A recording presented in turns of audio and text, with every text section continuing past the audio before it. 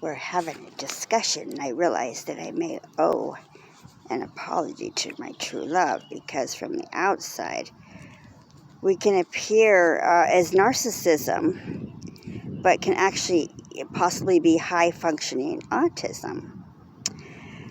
So why autism is different from narcissism? I felt it was important to share this because often many people will judge wrong, even themselves. I encourage you to not judge others. I'm working on it, myself often. I say this because I'm guilty at times of doing it too. I'm writing this literally as I'm talking because I want to make notes and share. You guys know that as soon as I learn something. So please don't judge yourself, though, too, remember. Do not come down on yourself. I have mentioned we are advised to not diagnose others, but don't diagnose yourself as well.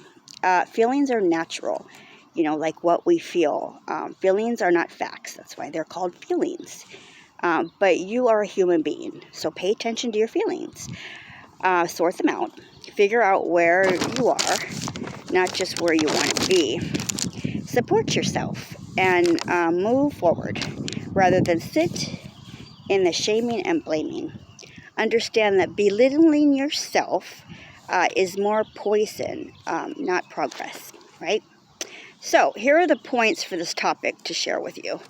Autism Spectrum Disorder. I'm going to also do ASD when I don't want to say it, the whole thing out right again.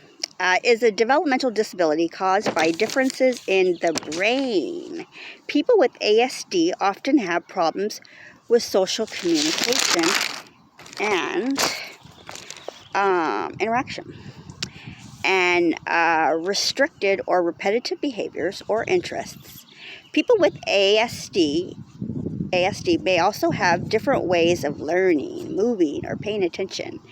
One big fact to point out is while a narcissist is intentional, they know they are doing, whatever they're doing and don't care.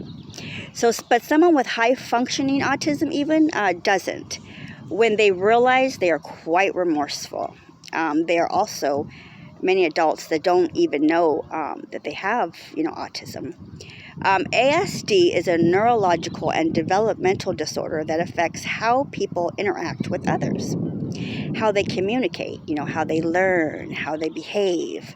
Although autism can be diagnosed at any age, it is described as a developmental disorder because symptoms generally appear in the first 2 years of life. So let me make a note, actually, because it makes me even think about one of my boys. I'll come back to that later, privately. Okay, so common signs of autism in adults include finding it hard to understand what others are thinking or feeling, getting very anxious about social situations, finding it hard to make friends or preferring to be on your own. For instance, how they express empathy can be misconstrued as narcissistic even. But remember, we learn anyone can have some narcissistic traits, but not be a narcissist. Keep in mind that there is a high occurrence of coexisting between ASD and even ADHD. Wow.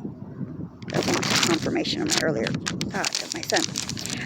It's fair to say that there will certainly be people with ASD who experience difficulties with impulsivity and with the effective regulation of emotions and reactions.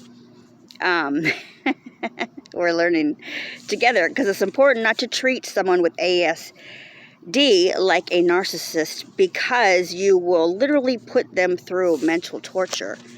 I am not downplaying the torture. A narcissist stays unfazed no matter how much they hurt you, and know it. Not true for ASD. Autism is genetic, but untreated causes changes in brain function that make it more difficult for the person to control impulsive behavior or think rationally about their actions before they act on them. light bulb moment. The message you sent me, the one where you said, I'm equipped to handle him. Them even. These are behaviors. All of them are behaviors. My man and my children. Yes, I'm equipped to handle. I study behavior science and child development. You cheeky bugger.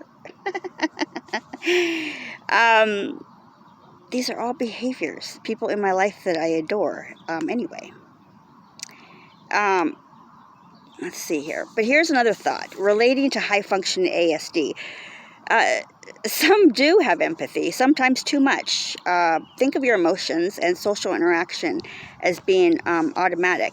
An autistic person has a manual system. When they are interacting with another person, they search through a list of possible responses based on what has worked before or what we have witnessed other people do.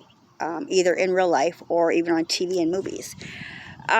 We rehearse these constantly, and a great deal of planning goes into social contact. What may be automatic for one person, it may be a minefield for another.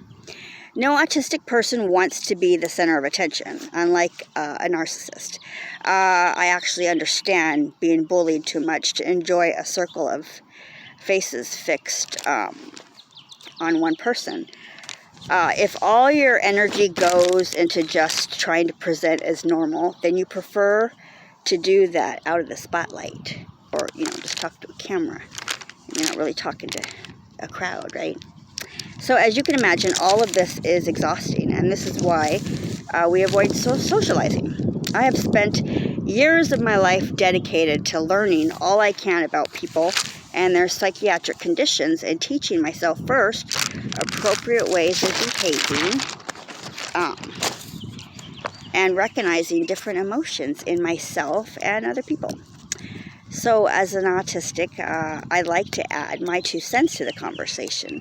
There is the theory of double empathy. Some autistic have hyper empathy. It's more common that autistics are the victims of abuse rather than abusers. We are naive, which explains why we are abused so easily. We want to understand the world. We're the type of people to read about psychology, astrology, body language, or whatever, because we so desperately want to understand and be understood. We don't want to hurt anybody. We feel terribly when we are told we did, or I should say I, not we, because I'm one person. I just understand. My family members now, too, more. The ones, I'm closest to, my children and my man. So we feel very strongly about justice and injustices. Yes, it is possible to have both. From my personal standpoint, I have a lot of empathy. I just sometimes struggle to communicate, what I feel. I seem to attract narcissistic and abusive people in my life. I certainly have, for years. I could never understand where I was going wrong. I have learned to put tools in place and share them with others because it's important to protect, yourself, and to help others protect themselves too, right? So I constantly research important topics like narcissism, amongst other things. I now think I have at least a grasp enough to know what to look out for. I have a very small inner circle of friends and a supportive family, so I'm happy with this. While autistic people may face many challenges, they may also have differences that many could consider strengths. These include superior memory, even for facts and figures, specialist knowledge in topics of interest, high level of motivation, enthusiasm in activities of interest, with a drive to share this.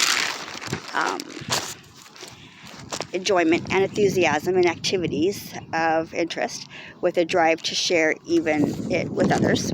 A high degree of accuracy in various tasks.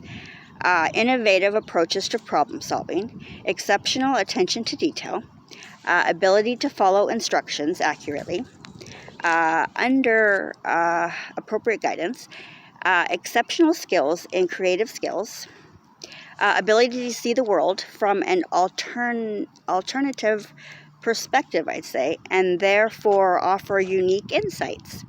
A tendency to be non-judgmental, honest and loyal in social relationships, a unique sense of humor. Management strategies for ASD for children to adults may include educational and developmental therapy, definitely, to learn life skills and overcome challenges. This can help with either social or communication, language skills as well. Medication to tackle, because like any other disorder or a diagnosis, you can have accompanying other mental health issues such as irritability, aggression, repetitive behavior, hyperactivity, attention issues, anxiety, depression. Therapy can also help a person increase or build up their strengths. Supplements or changes in the diet is always a big plus too. It is important to note that ASD is a spectrum disorder, meaning people can experience a varying range of these differences. After an ASD diagnosis, many people go on to live productive, independent, and fulfilling lives. ASD is a developmental disorder. It is now the umbrella term that includes all of the 4 forms or types of autism. These 4 types are ASD, Asperger syndrome, childhood disintegrative disorder, and persuasive developmental disorder. Sorry, my peaches are running away. ASD is a spectrum disorder that doctors diagnose in levels, depending on how many of the differences are present in individuals. Differences in people with ASD generally appear in the first 2 years of life. It is also 3 to 4 times more common in boys than in girls, although some research indicates that this could be due to bias, as some autistic girls may go undiagnosed. Early signs of ASD can include little or inconsistent eye contact, not sharing enjoyment of objects or activities by pointing or showing things to others, difficulty responding to adult attempts to communicate or gain attention, difficulty with back and forth communication, talking at length with gauging the interest of others, a flat tone of voice, difficulty with perspective taking, sensory, or even sensitivity, repeating certain behaviors, words or phrases, intense interest with specific things, becoming upset by changes in routine, problem sleeping too. So no matter what a person has or doesn't have, or can even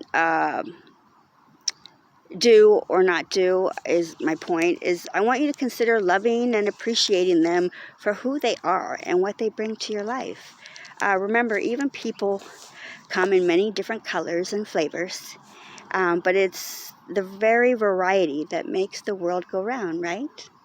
All right. Talk to you guys later, okay? Bye.